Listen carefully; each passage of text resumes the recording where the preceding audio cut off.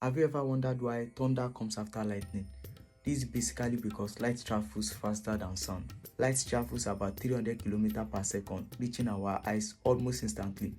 But sound, on the other hand, travels about 340 meters per second. This means that sound travels more slower than light. So we see the flash of lightning first, then sounds later.